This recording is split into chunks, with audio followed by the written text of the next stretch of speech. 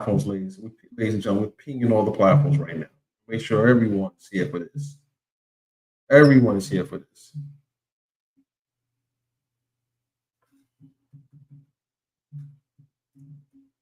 All right. You said, Mr. Byron, we should have been. Listen, you guys know I'm old.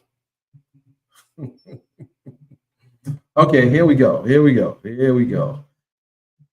All right. Good morning, everyone. Good morning. Good morning. Good morning. We're still morning. Okay.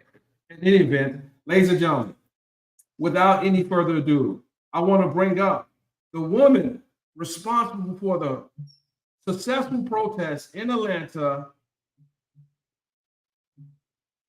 regarding the YSL trial. This went down less than 48 hours ago. There's a lot of things happening in the courtroom. People are watching what's happening in the courtroom. Then people have actually commented on social media. But there's one individual decided to come down and make her voice heard. And she brought a bunch of people out.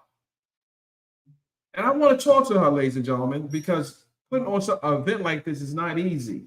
And there are many different variables to put on a protest. And I want her to tell a story. I want her to tell a story. She has a very interesting past.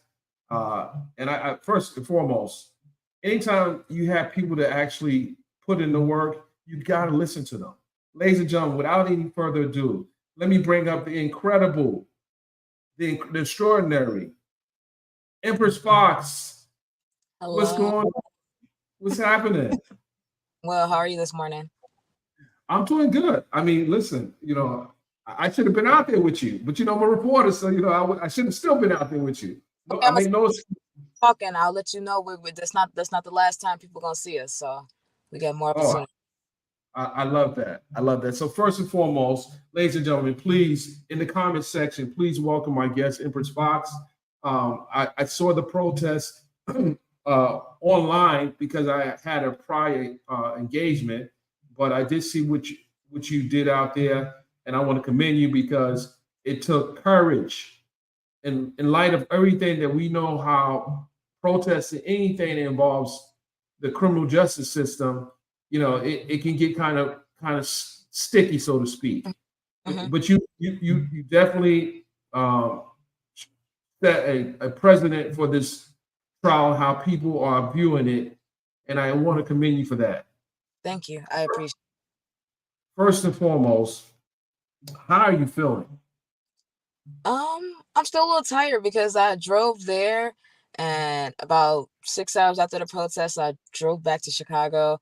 I tried to get some rest last night. I'm still a little tired, but other than that, I feel accomplished.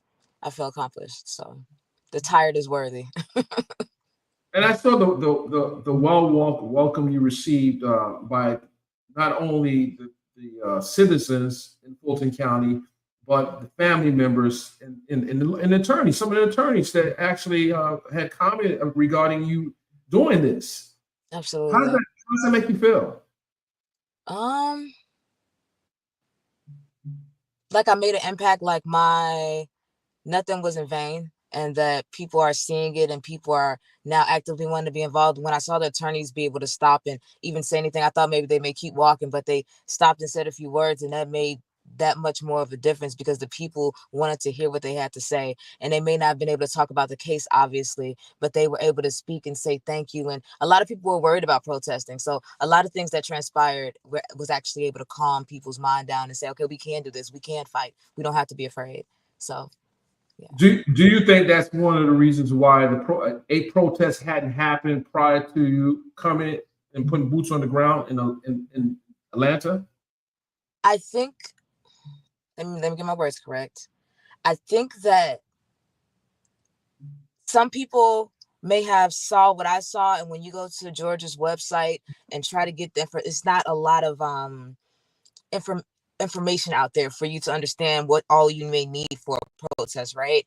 But on top of that, I think a lot of people are afraid of going to a courthouse. If it's not about them, most people don't want to show up to a courthouse.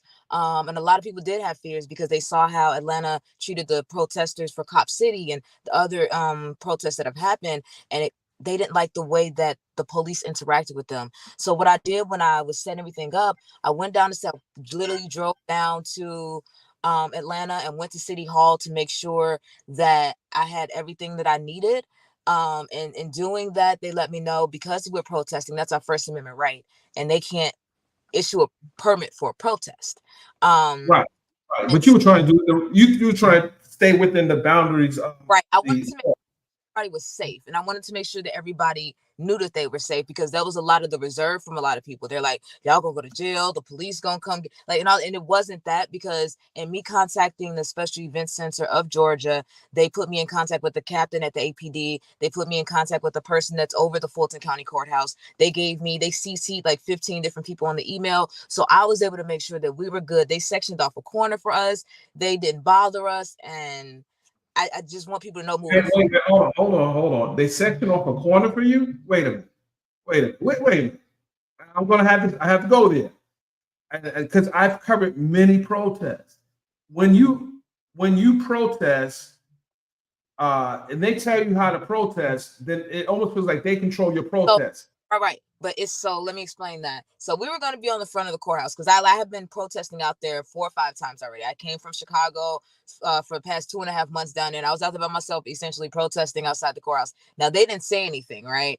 But yesterday at this point, yesterday, or 2 days ago, whatever, they made us move. Now, again, I didn't. They made you move. What were you doing for them to make you move? What's happening? We weren't doing anything. We were standing, there was like 4 or 5 of us standing out there, but they were like, we created this space for you guys over here, whatever. But moving forward, once we grow larger, we're not going to be able to be told what to do. So I'll just leave it at that. Right. I get it. Okay, so it's a chess game, you know. You gotta test the waters. Right, you gotta test the waters. So I want to say something else, and I want people to understand what I'm about to say. It doesn't matter who you are. If you have the voice and the love from the people, they're going to come out and support you. And I'll say this: Singer Tyrese called for a gathering to come to court for his situation he had with his ex. He has millions of followers on social media. When I tell you, you brought out 20 times more people than he got to bring out, I would say that's incredible. I'm like, Tyrese, you need her on your team. Shout out to Tyrese Gibson, but they didn't pull up Tyrese. I came, but everyone else didn't. But that's another story. I just had to go there. When I saw that the crowd out there, I said, wait a minute, Tyrese need to put you on his team. Because and you were able to galvanize the people to come out to listen to the messaging. And while we're talking about the messaging, what was the thing, or what did you see in the trial that made you see that you had to come out and make your voice heard? What did you see in the trial? You could take it from the very beginning, or wherever.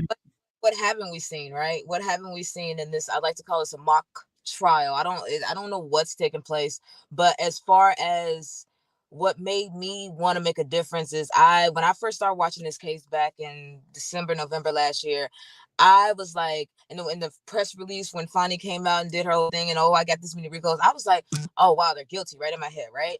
So then when I started watching the case, about a couple weeks into it, I'm like, I feel like their rights are being violated. Instantly, I felt that. And just the way that things are being handled, I feel like it was prosecutorial misconduct. And here we are 10.5 months later, and I believe that it is prosecutorial misconduct. I believe that they're trying to, in a sense, use the RICO as a way to do a legal double jeopardy. I believe that should not be happening. I believe that they are weaponizing art, which I don't believe should be happening when it comes to the lyrics. I believe that the ex parte communication should have caused this to be a mistrial months ago.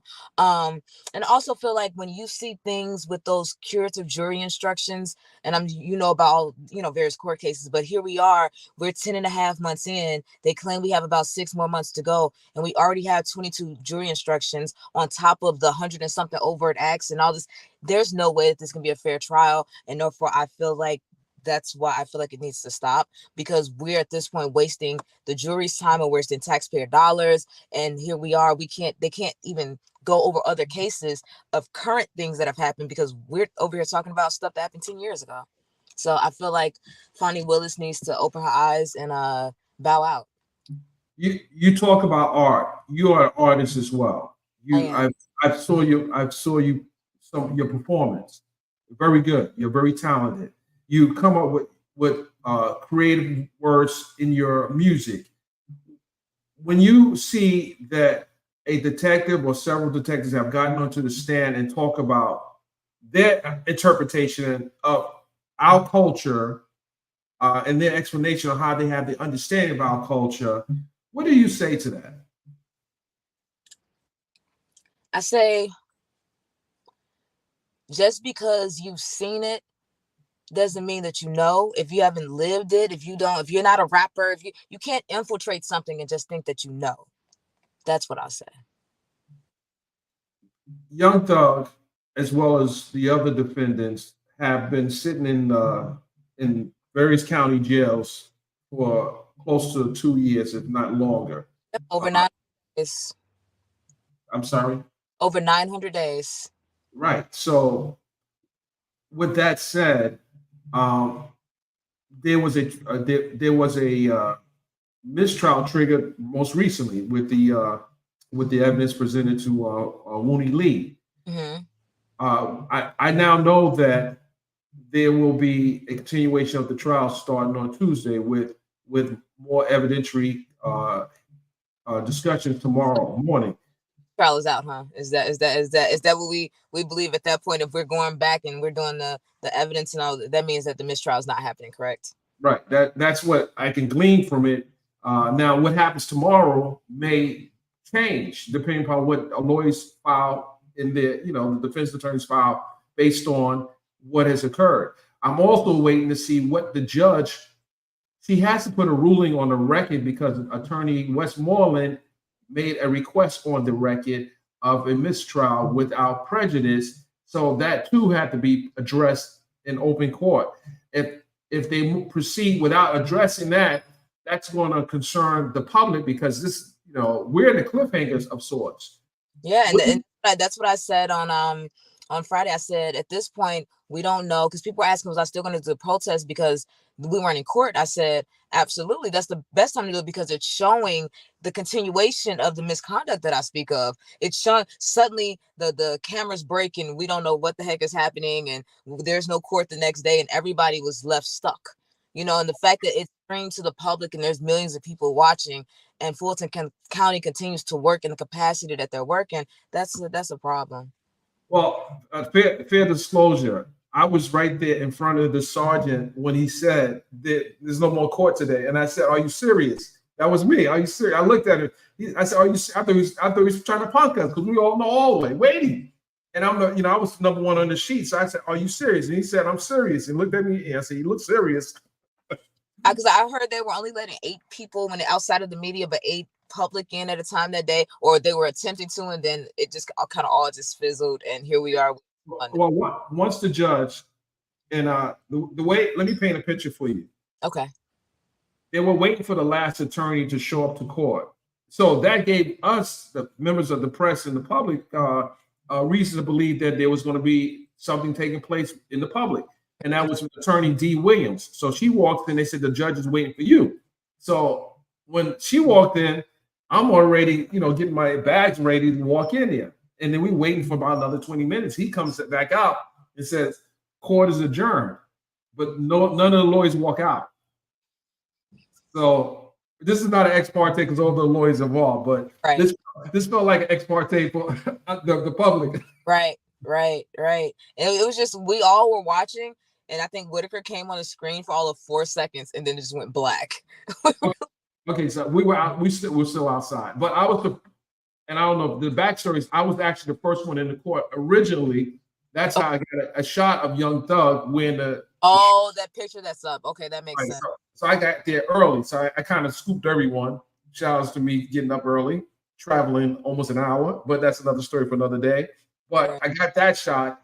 And I saw a lot of stuff online saying, "Oh, he's not at the court. I'm not at the court." Well, I actually was at the court, but we got the shot out there. Shout out to Shade Room and TMZ and everyone else who ran with the shot. But my question to you: do you feel like the people in Fulton County let Young Thug down because they didn't start this protest, and you someone that don't live in the city and you came down from another city to protest? How do you feel about that? I don't think that they let Young Thug down. I think that they have a right to have a reserve because of it's a high profile case, right? And they're already being bombarded with all the political stuff going on, and it's a political year. And when we talk about fear and not showing up to a courthouse, again, people, I don't think that they felt that. I think that they just needed somebody to step before them, because out there, most of the people out there were from Fulton County. So they showed up once they realized, oh, it's okay, all smoke is clear, let's go. And they did. And so somebody has, I guess yesterday, said that I left at 12 o'clock on the dot, it was over. And I wanted to say that I hear y'all, and the next time that I do the protest, I will make sure that I stay behind so that way I could talk to people. I moved a little fast because I was being guided to go elsewhere to protest somewhere else, and so I was moving really fast. I wanted to apologize to the people that did show up after 12 o'clock and I wasn't there. So I just wanted to say that as well. Here, there's no to your defense, you told them the schedule, and that was the schedule. You didn't do anything wrong. You told them, I'm gonna be here from 7 to 12. People though, if the people are who you need to help support you, you got to listen to the people. So absolutely, but I'm just saying that I'm trying to throw you a life preserver here because you didn't do anything wrong. You brought the people out. You were out there with the media when the early morning. It wasn't sunlight yet. You were out there. I got out there, and when I saw the meeting, because like I said, I sent out the press release, and 11. I didn't get it, but you have my email address now. But I got your email address now. So the next one you definitely will get. But when I showed up and I saw that media out there at 5 o'clock in the morning, I said, oh, they're listening. I said, oh my God. I said, so I went on live and I said, y'all asked for the media to be here to talk about, the injustices that we see as a YSL trial watching community. I said, so I need y'all to show up. I said, y'all asked for the eyes, and I got y'all the eyes, and now we can get people to talk about it. It's about talking about it, because we see everybody covering the trial, right? Include yourself. We see everybody covering the trial, but we don't see the other side of it, which is the public side, which is us fighting, saying this is wrong. You can hear all the chitter chatter, but when those news crews dedicate that time to come out there for 4.5 hours to cover something, and we want to make sure, that's why when I did the press release, there wasn't emotion in that press release. It was all facts, very bullet pointed, this is what we're talking about. I want to be sure that the voices of those men are heard as well, because there's only so much that their attorneys can do when in regards to the public, right? But there are people like myself, there are other people that can come out and raise that awareness that this is happening, right? So now we got the world talking. So now the world just talking about the case. Now the world sees, this thing has poured outside the courtroom, and that's important, because people have to see that it's not just a social media thing. This is something that is affecting people's lives. You made a good point when you pointed out that there are people that have yet to be able to get their day in court because of the resources being dedicated for this trial, and that's, people are missing that point. That's so important, because you got to live in it. I don't want to cut you off, but the was it 4,000 rape kits that I've yet to get to. You have actual things taking place right now, but we're spending a year and 3 years at this point talking about stuff that happened 10 years ago, and we're using all the resources, the largest case in Georgia history. Why must this continue? Why can't Fonnie and Love, why can't they bow down and just say, you know what, we made a mistake? They never take accountability. As long as I've watched this case, anytime Miss Love is ready to be reprimanded, she always finds a way to divert that attention away from her, instead of saying, okay, you know what, I made a mistake. And when I look at accountability, I look at Fonnie Willis and I say, you're the district attorney, correct? And you want to hold others accountable, but you don't want to be held accountable. That's also a problem. So if people want this case to end, they need to go out and vote. I think there's 9 or 10 days left. Go out and vote. Go out and vote, and that is what I have to say in regards to this protest when it comes to the bigger picture and what I want to come out of it. I can't say that we'll get a mistrial with or without prejudice. I can't say that they'll just dismiss it, and I don't want to bank on the jury saying not guilty, because a lot of people said as well, they're like, well, why are you protesting? The jury's gonna say it's not guilty. You don't know that. You don't know what's going on these people's heads. So if we, again, don't stand up and make some noise about it, then this case will go all the way to the end, and we got to sit and twiddle our thumbs to see if they'll be able to understand the 22 instructions and understand all. Well, let me ask you a question, because the jurors are not sequestered. They're not sequestered right now. And they will likely, depending upon, they have to come in the building. So they'll eventually, if the crowd gets big enough, they're going to see that how significant this trial is to the public. So I agree with you. You have to be able to reach not only the people on social media, but the people, and you're not trying to interfere with the jurors, but I've covered trials where they have protests out there, and one in particular is the death of Trayvon Martin in Sanford, Florida. The people were outside. They were protesting. They were not happy about what happened to him. So I do agree that if people want to see change, they have to be a part of that change. Absolutely. And you're taking the first step for people to say, I can do this. The parents came out, the lawyers came out. You even had the candidate for Fulton County DA. She came out, Miss Courtney Kramer. So this is the first step, and then you have many more steps to take. The representative came out. The state representative was out there. Everybody came out, and that's what made me feel like this is just the first step. Like, I've been out there a couple times before, like I said, by myself. This was the bigger step because people wanted an actual protest that they said they'd come to. And now they're asking me, even today, they're texting me like, when's the next one? When's the next one? Wait, hold on. I saw that picture of you out. I saw it on social media. I said, who's this one person out here? I said, wait, this is about to be real. Yes, sir. Yes, sir. And let me say something. You guys, some of my colleagues who have reported on this story, when you said they had only a handful of people, it wasn't a handful. So you guys, if you're reporting from what happened in the morning, it bubbled up to not being a handful. So there were a nice amount of people out there. It was the first one, but I can see this growing into something very big. And with that said, what can people do to be able to support you and what you're doing, and let people know anything you want to know today?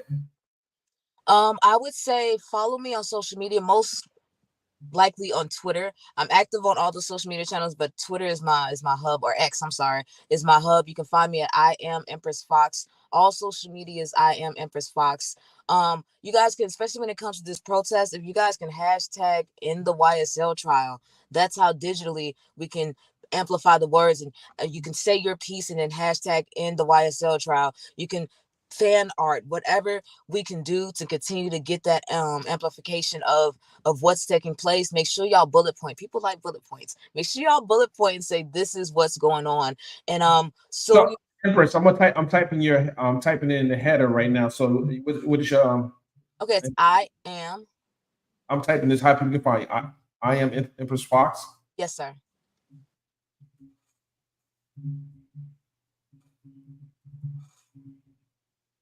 Do you have a Cash App? I do. It's Cali Shores. Okay, Cash App. That's $. Mm-hmm. Okay, spell it. CA. CA. So Cali, like California, Cali. Okay. SHORES, one S. Because I found last night that somebody made a duplicate of my Cash App and added 2 S's. So it's not the 2 S's, y'all. It's the 1 S. Okay, Cali Shore. With Shores. Shores, plural. Yes, okay. Sir. Okay, so let's put that Cash App there. Okay. Thank you. Absolutely. All right, so it's there. Does that look right? Oh, I look blind. Yeah. Yes, that's fine. Thank you. All right, ladies and gentlemen. So if you want to support the movement, a movement that is growing, that is how you support our platform, and it will also be in the description once we end this video on both of my platforms, and we'll tweet out as well. Now, next question I have for you is, now that you finish this one, when is the next one? The next one is coming up this upcoming Friday. I told some people that I would be out there every Friday until they end this case, and I meant that, and I stand by that. I will say the date that I'm trying to amplify a bigger protest, well, the next day that I would like the media to officially come out would be November 21st. That's an exclusive. Y'all heard it here first. Some people November 21st. Okay, okay. and Well, this campaign is bring them home for the holidays. So I want a lot of people to be actively involved in this one. I need the celebrities to come out. I need the influencers. I need the bloggers. Everybody that believes they have a voice. I need them to be out there November 21st because we need to bring the boys home for the holidays. And I mean that. I mean that because I don't think we're gonna let this continue. So what do you say to the celebrities who haven't really stepped up, so to speak, for their comrade in the struggle? What would you like to say to the celebrities that are in the culture of hip hop who see injustice is happening? You can look into the camera and tell everybody what you tell all these celebrities what you would like them to do. I would like y'all to use your voice. This is one of your fellow artists that you guys have said that you rock with. You're putting them all in your music and things of that nature.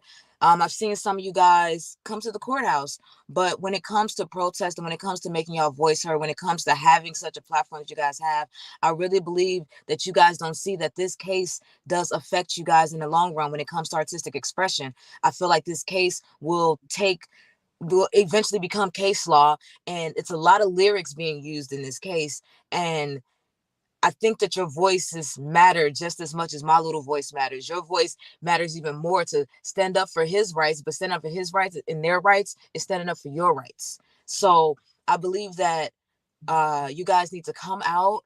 You guys need to at least, even if you just show face, that will be just enough to show the people that, okay, people do support him. People aren't afraid. And I would like if some of y'all can come out and just speak, because it is an attack on artistic expression, like through and through. And it's happening more and more. You got the YNW Melly case. You got all these various cases where they're trying to pull lyrics.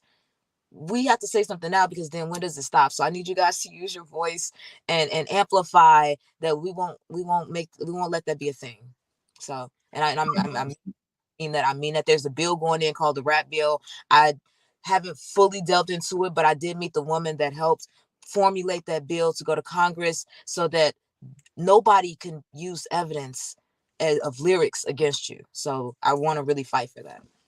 Right. You want, and that I think that has been my position as well. I want to hear hard evidence. I want to hear wiretap. I want to hear things that literally points to that person. Lyrics. I've been covering hip hop since the 70s.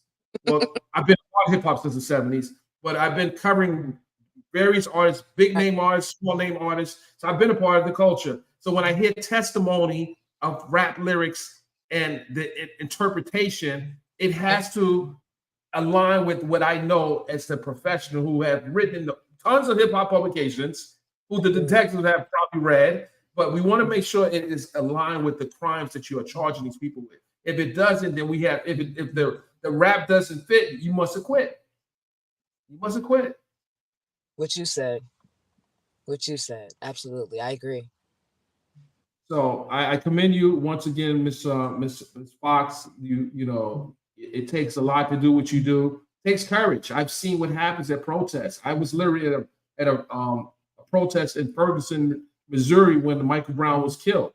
Mm-hmm. I was gassed. I'm a member of the press. Yeah. I was shot right over my head. So I as well. And so that's why I'm like, I'm doing this in a whole nother state. I want to make sure that all my T's are crossed and my I's are dotted, so that I can make sure that the people that do come out to support are protected. And that's why I kind of did what APD asked me to do, when it comes, because I've been to those other protests. When Kanika Jenkins, we went out there and I was covering that as a photographer, and they had batons and mace, and we were so peaceful. And I just didn't understand why we got that type of energy. When we were protesting George Floyd in Chicago, they came out with the shields and all this other stuff. And I'm like, we're sitting on the ground, we're peaceful. And I told the captain, I said, I'm gonna need y'all to lower yourself because y'all feel like a threat to us. So if we respond now, it's because you guys brought the threat to us. We weren't the threat to you guys. So I definitely understand what you mean about how crazy protests can get. And I like to say that if we don't get this case taken care of, we may not be peaceful forever. Hold on, I need to give you this. I'm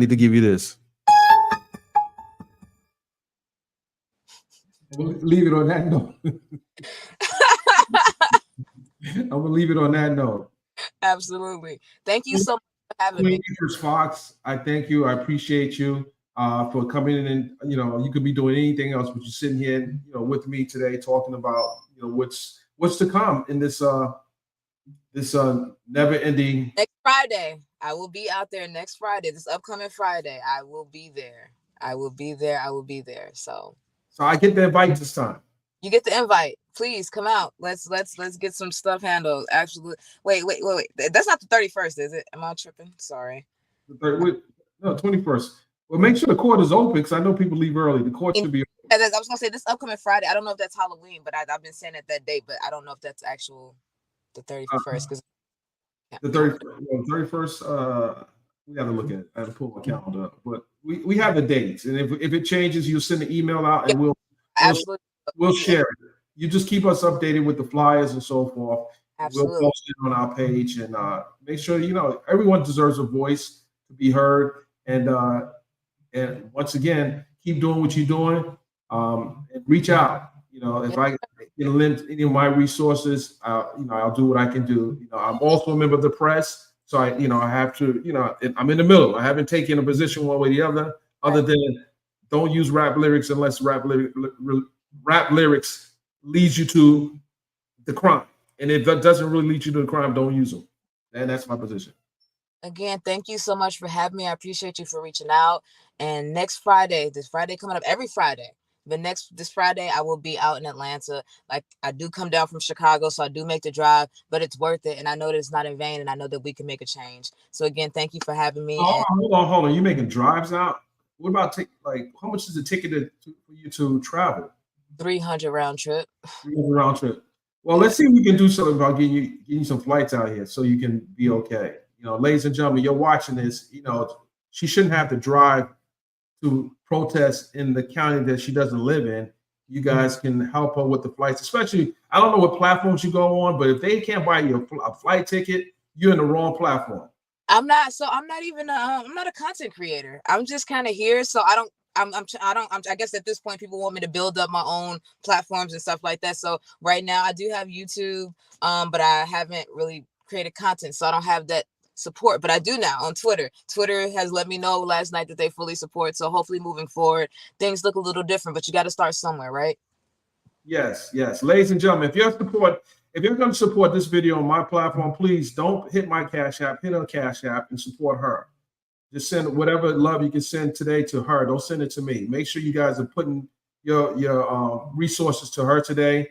And so this video is dedicated to her. Anything you guys can do to help her make a trip, I don't want her on the road and she can be on a flight. She needs to get a ride from the airport to the protest. So hit her Cash App up. Don't hit mine, and I got you. Thank you so much, Mr. Byron. Thank you. Appreciate you. Ladies and gentlemen, Dennis Byron, Empress Fox. We'll see you on the next live. We out.